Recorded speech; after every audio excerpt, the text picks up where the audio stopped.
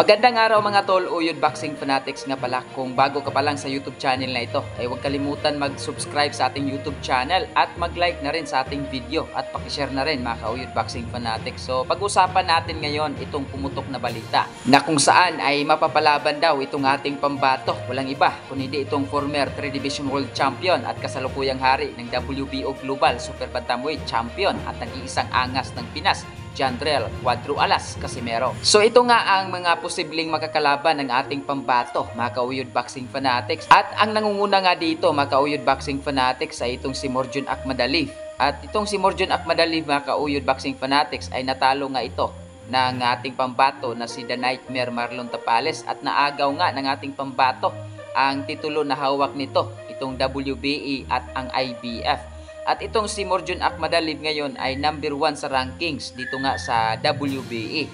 At may laban ito mga ka-Uyod Boxing Fanatics ngayong buwan ng Disyembre. At ang makakalaban nga ni Morjon Akhmadaliev ay itong si Kevin Gonzalez na undefeated rin mga ka-Uyod Boxing Fanatics. Mukhang magaling rin ito. At mukhang mapalaban rin dito si Morjon Akhmadaliev dahil mukhang matibay rin itong si Kevin Gonzalez. At ang pangalawa mga ka-Uyod Boxing Fanatics, walang iba kundi itong number 1 sa ranking sa IBF at sa WBO, si Sam Goodman. At kakatapos na rin ng laban nito ni Sam Goodman noong Oktubre.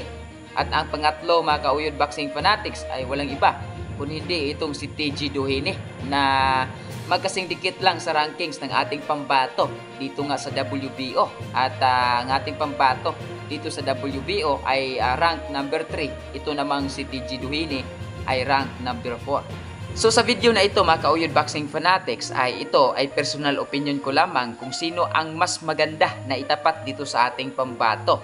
Itong si Morjon Akhmadaliev nga ba? Or itong si TG Duhini or si Sam Goodman? Pero kung tignan natin dito mga ka-Uyod Boxing Fanatics yung possibility na pwede makalaban ng ating pambato, para sa akin mga ka-Uyod Boxing Fanatics ay itong si TG Duhini.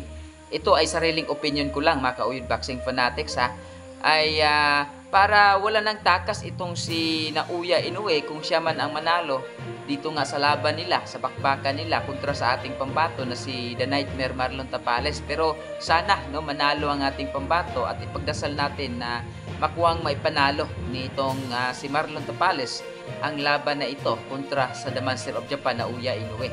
So ipagdasal natin yan mga ka-Uyod Boxing Fanatics dahil isa yan sa mga history kung magawa man na maipanalo ni Champ Marlon Tapales na maging first undisputed siya dito nga sa ating bansa sa Pilipinas. So ganito kasi yan mga ka-Uyod Boxing Fanatics. Bakit ko nasabi na ang mas magandang itapat dito sa ating pambato ay itong si TG Duhini?